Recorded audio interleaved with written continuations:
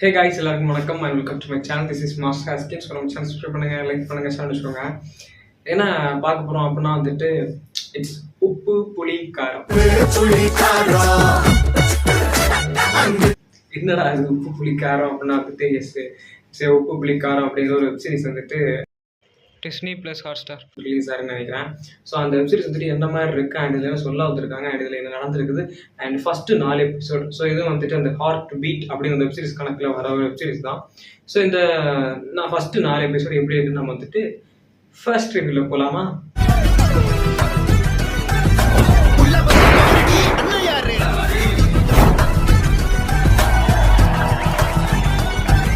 உப்பு புளி காரம் வந்துட்டு ஃபர்ஸ்ட் 4 எபிசோடும் என்னென்ன கேரக்டரிசம் இந்த இந்த வெப்சீரிஸ்குள்ள இருக்குது, இவங்களுக்கு என்னென்ன பிரச்சனைகள் இருக்குது அண்ட் இவங்க எதை ஃபேஸ் பண்ணி உட்கார்ந்துட்டு இருக்காங்க, இவங்க என்ன சூழ்நிலை இங்க உட்கார்ந்துருக்காங்க அண்ட் இவங்களுக்கு அதுக்கு எது தீர்வு அப்படிங்கிறதுக்கு உள்ள ஃபுல் கன்க்ளூஷனோட இந்த ஃபர்ஸ்ட் 4 எபிசோட் கொடுத்துருக்காங்க. என்னடா இது எங்கேயோ போகும் எபிசோட்னு சொல்ற, தட் மீன்ஸ் எங்கேயோ எபிசோடு கணக்கெல்லாம் போயிட்டே இருக்கும் அப்படின்னு சொல்ற. பட் ஆனால் வந்துட்டு ஒரு கன்க்ளூஷன்ல 4 எபிசோட்லேயே வந்துருச்சா அப்படின்னா வந்துட்டு எஸ் அஃப்கோர்ஸ் வந்துருச்சு.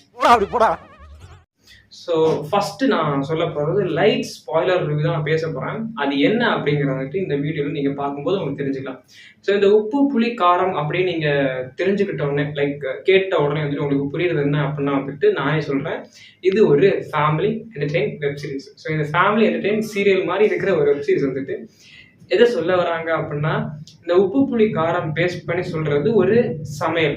தட்ஸ் மீன்ஸ் ஒரு சமையலை பேஸ் பண்ணி சொல்றாங்க. இந்த சமையல் பேஸ் பண்ணி சொல்றதுல வந்துட்டு இந்த ஃபேமிலி இருக்குல்ல, லைக் அந்த ஒரு ஃபேமிலியில வந்துட்டு 3 பொண்ணுங்க ஒரு பையன், இவ்வளவு பேர் அந்த ஃபேமிலிக்குள்ள ஒரு குடும்பமா இருக்காங்க. அவங்களுக்கு வந்துட்டு ஒரு கடை இருக்குது. ஸோ ஒரு சமையல் கடை இருக்குது. ஸோ அந்த கடையை வச்சுதான் சாப்பாடு கடை வச்சுதான் வந்துட்டு வேலை பார்த்துட்டும் பிள்ளைங்களை படிக்க வச்சுட்டு இருக்காங்க. அப்படி இருக்கிற இடத்துல வந்துட்டு ஒவ்வொருத்தருக்கும் ஒவ்வொரு பிரச்சனை.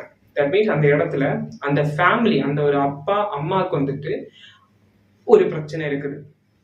அப்படி அவங்கள இருந்து அந்த பெண் பிள்ளைகள் இருக்காங்கல்ல 3 பேர். ஸோ அந்த 3 பேர்ல வந்தா ஒருத்தங்களுக்கு ஒரு லவ் பிரச்சனை, இன்னொருத்தங்களுக்கு அவங்க இருக்கிறதுலே ஒரு வேலை பார்க்கறதுலே ஒரு சம்பள பிரச்சனை அண்ட் அப்படியே கட் பண்ணா 3வது இருக்கிறவங்களுக்கு வந்துட்டு வேலையே ஒரு பிரச்சனை.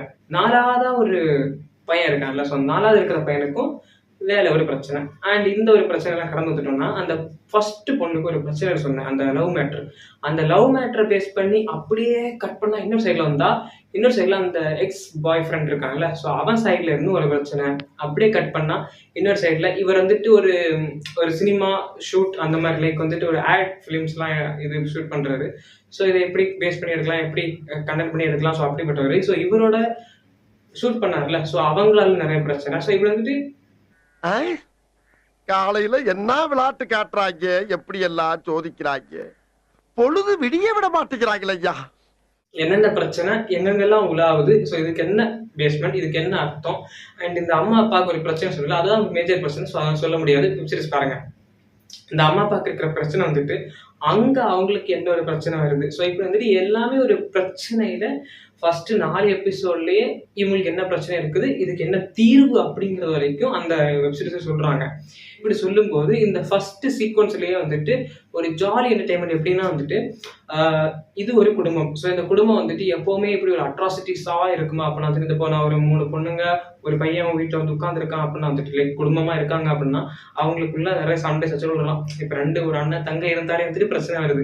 ஸோ அந்த கணக்குல வந்துட்டு 3 பெண் பிள்ளைகள் ஒரு ஆண் இருந்தா எவ்வளவு பிரச்சனை வரும். ஸோ அந்த மாதிரி வந்துட்டு எல்லா பிரச்சனையும் பேஸ் பண்ணி அதுக்கு வந்துட்டு அவங்க அம்மா அப்பா திட்டி சண்டை போட்டு ஸோ அதுக்கு வந்துட்டு பனிஷ்மெண்ட் கொடுத்து அந்த இடத்துல வந்துட்டு இவங்க ஒண்ணு சேர்ந்து ஸோ அதெல்லாம் எப்படின்னா அந்த வச்சு பாருங்க, அப்போ வந்துட்டு உங்களுக்கு கண்டிப்பா சீரியஸா புரியும். இதுக்கு ஒரு வெல் செட்டில்டான ஒரு ஃபேமிலி. ஸோ ஒருத்தங்க அவங்க வந்துட்டு ஒரு சின்ன பிரச்சனையில இன்ஃப்ளூயன்ஸ் ஆகுறாங்க. ஸோ அவங்களாலே வந்துட்டு இந்த குடும்பம் லைக் இந்த சாப்பாட்டு சமையல் கடை இந்த ஒரு குடும்பம் வந்துட்டு பிரச்சனைக்கு உள்ளாகுது.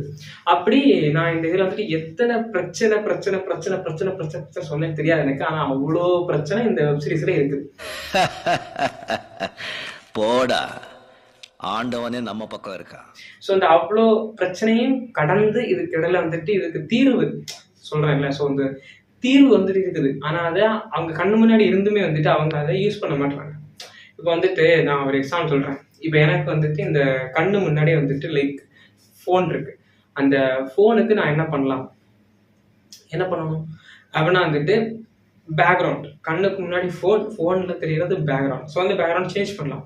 இந்த கண்ணு முன்னாடியே தீர்வு இருக்கு, விடையும் இருக்கு, தெளிவும் இருக்கு. ஆனா நான் பண்ணல. ஆனா பண்றதுக்கு ஒரு நாள் வரும். ஸோ அதே மாதிரிதான் அங்கேயும் அவங்க பண்ற அந்த பார்க்குற அந்த விஷயத்துக்கு ஒரு நாள் இருக்கு, ஒரு வேல்யூபிளான ஒரு டே இருக்கு. ஸோ அந்த டேல தான் அந்த பிரச்சனை தீரும் அப்படிங்கறத அவங்களும் நம்புறாங்க. பார்க்கும்போது நமக்கும் அது வந்துட்டு புரியுது.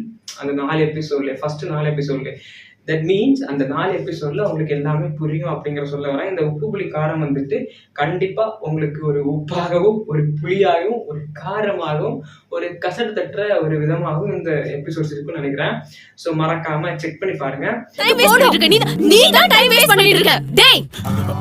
எபிசோட நம்ம பார்க்கும்போது லைக் ஒரு கேபிஐ காமெடியில வந்த சில பர்சன்ஸ் அண்டு ஃபர்ஸ்ட் ஏர்லி வந்துட்டு சன் டிவில வந்துட்டு சீரியல் நடிச்ச சில பேர் அண்ட் இன்ஸ்டால வந்துட்டு ரீல்ஸ் பண்ண அண்டு கனாக்காலங்கள் அப்படிங்கிற அந்த வெப்சீரிஸ்ல வந்த சில பேர்.